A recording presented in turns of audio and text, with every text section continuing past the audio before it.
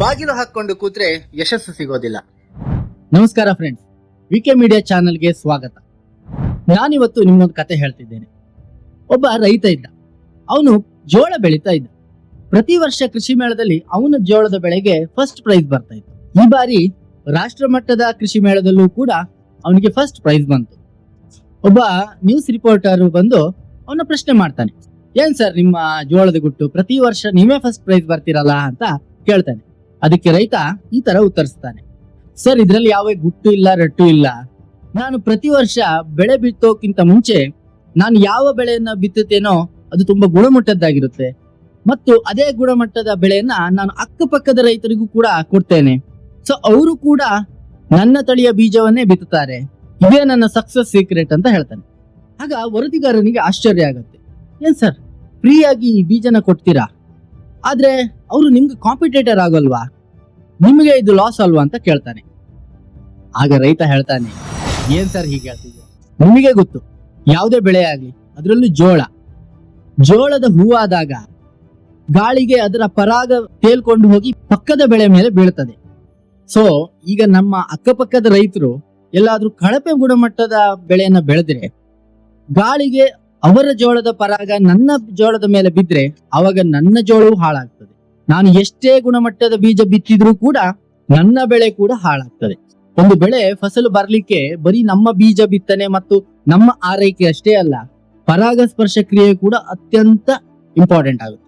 So simple ಲೆಕ್ಕಾಚಾರ sir, ನಾನು ಒಳ್ಳೆ ಬೀಜ ಬಿತ್ತನೆ ಮಾಡೋದ್ರ ಜೊತೆ ನನ್ನ ಅಕ್ಕಪಕ್ಕದವರು ಕೂಡ ಒಳ್ಳೆ ಬೀಜ ಬಿತ್ತನೆ ಮಾಡಿದ್ರೆ ಪರಾಗಸ್ಪರ್ಶ ಕ್ರಿಯೆಯಿಂದ ನನ್ನ ಬೆಳೆ ಕೂಡ ಉತ್ತಮವಾಗಿ ಬರ್ತದೆ, ಅವರು ಬೆಳೆ ಕೂಡ ಉತ್ತಮವಾಗಿ ಬರ್ತದೆ.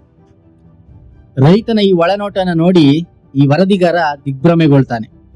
ಅವಾಗ ಅವನಿಗೆ ಅನ್ಸತ್ತೆ ಈ ಥಿಯರಿ ಎಲ್ಲ ಕ್ಷೇತ್ರದಲ್ಲೂ ಕೂಡ ಅನ್ವಯ ಆಗುತ್ತೆ ಅಂತ.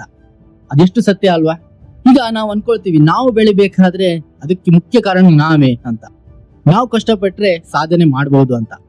ನಮ್ಮ ಕಷ್ಟಗಳು ಮಾತ್ರ ನಮ್ಮ ಸಾಧನೆಗೆ ಸಹಾಯ ಮಾಡಲ್ಲ, ನಮ್ಮ ಸುತ್ತಮುತ್ತಲಿನ ಪರಿಸರ ಕೂಡ ಇಂಪಾರ್ಟೆಂಟ್ ಆಗುತ್ತದೆ. ಒಬ್ಬ ವಿದ್ಯಾರ್ಥಿ ಓದ್ತಾ ಇರ್ಬೇಕಾದ್ರೆ ಅವನ ಸುತ್ತಮುತ್ತಲಿನ ಪರಿಸರ ಅದಕ್ಕೆ ಅನುಕೂಲಕರವಾಗಿದ್ರೆ ಅವನು ಓದು ಸರಾಗವಾಗ್ತದೆ. ಅಕ್ಕಪಕ್ಕದ ಮನೆಯವರ ಜೊತೆ, ಆಫೀಸಿನಲ್ಲಿ ಸಹೋದ್ಯೋಗಿಗಳ ಜೊತೆ, ಶಾಲಾ ಕಾಲೇಜುಗಳಲ್ಲಿ ಸಹಪಾಠಿಗಳ ಜೊತೆ ಹೊಂದಿಕೊಂಡು ಇದ್ದರೆ ಇಷ್ಟೆಲ್ಲ ಲಾಭವಿದೆ.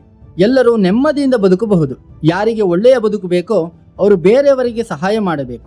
ಒಬ್ಬನೇ ಎಲ್ಲವನ್ನು ಮಾಡ್ತೇನೆ ಅಂತ ಹೊರಟ್ರೆ ಯಶಸ್ಸು ಸಿಗುವುದು ಕಷ್ಟ ಆಗ್ತದೆ. ಒಂಟಿ ಹಾದಿ ಸುಲಭವಲ್ಲ. ಪರಸ್ಪರ ಸಂಘಟಿತವಾಗಿ ಕೆಲಸ ಮಾಡಿದ್ರೆ ಯಶಸ್ಸು ನಿಮಗೆ ಖಂಡಿತ ಸಿಗ್ತದೆ. ಈಗ ನಮ್ಮ ಜಿಯೋಪಾಲಿಟಿಕ್ಸ್ ನೀವು ಬೇಕಾದ್ರೆ ಗಮನಿಸಬಹುದು. ಭಾರತದ ಸುತ್ತಮುತ್ತಲೂ ಇರುವ ಚಿಕ್ಕ ಚಿಕ್ಕ ರಾಷ್ಟ್ರಗಳಿದೆಯಲ್ಲ, ಅವೆಲ್ಲ ಈಗ ದಿವಾಳಿ ಆಗ್ತಾ ಇದೆ, ಹೌದಲ್ಲ? ಇದಕ್ಕೆ ಯಾರು ಕಾರಣ ನಿಮ್ಗೆ ಗೊತ್ತು, ಚೀನಾ ಅಂತ. ಯಾಕೆ ಮಾಡ್ತಾ ಇದೆ? ಭಾರತವನ್ನ ಕಂಟ್ರೋಲ್ ಮಾಡ್ಲಿಕ್ಕೆ ಇದನ್ನೆಲ್ಲ ಮಾಡ್ತಾ ಇದೆ. ಅಕ್ಕಪಕ್ಕದ ರಾಷ್ಟ್ರಗಳೆಲ್ಲ ಹಾಳಾದ್ರೆ ನಮಗೇನ್ ನಷ್ಟ? ಇದೇ ಸೇಮ್ ಥಿಯರಿ. ಈಗ ಪಾಕಿಸ್ತಾನ ಇರ್ಬೋದು, ಶ್ರೀಲಂಕಾ, ಬಾಂಗ್ಲಾ, ನೇಪಾಳ, ಇಲ್ಲೆಲ್ಲ ಪ್ರತಿಭಟನೆಗಳಾಗ್ತದೆ, ಅರಾಜಕತೆ ಆಗ್ತದೆ. ಇದರಿಂದ ಭಾರತ ತನ್ನ ಡಿಫೆನ್ಸ್ ಪಾಲಿಸಿನ ಜಾಸ್ತಿ ಮಾಡ್ಕೊಳ್ಬೇಕಾಗತ್ತೆ. ಸುತ್ತಮುತ್ತಲಿನ ರಾಷ್ಟ್ರದಿಂದ ವಲಸೆ ಬರೋರನ್ನ ತಡಿಬೇಕಾಗ್ತದೆ. ಇದಕ್ಕೆ ತನ್ನ ಭದ್ರತೆಗೆ ಹೆಚ್ಚು ಸ್ಪೆಂಡ್ ಮಾಡಬೇಕಾಗತ್ತೆ.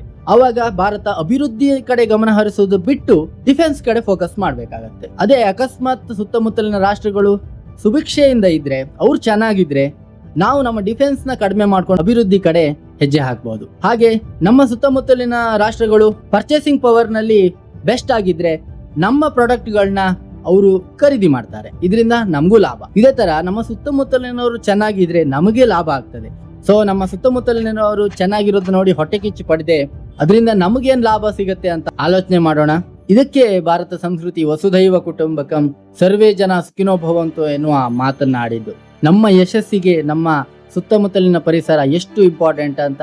ಇದಾಗಿತ್ತು ಈ ಹೊತ್ತಿನ ವಿಶೇಷ. ಮುಂದೆ ಇಂಥ ಹಲವಾರು ವಿಡಿಯೋಸ್ಗಳನ್ನ ನಾವು ಮಾಡ್ತಾ ಇರ್ತೇವೆ, ಆದ್ರೆ ನಿಮ್ಮ ಸಪೋರ್ಟ್ ನಮಗೆ ತುಂಬಾ ಇಂಪಾರ್ಟೆಂಟ್. ದಯವಿಟ್ಟು ಸಬ್ಸ್ಕ್ರೈಬ್ ಮಾಡಿ, ಬೆಲ್ ಐಕಾನ್ ಒತ್ತಿ, ಮತ್ತೆ ಈ ವಿಡಿಯೋನ ಆದಷ್ಟು ಜನರಿಗೆ ಶೇರ್ ಮಾಡಿ.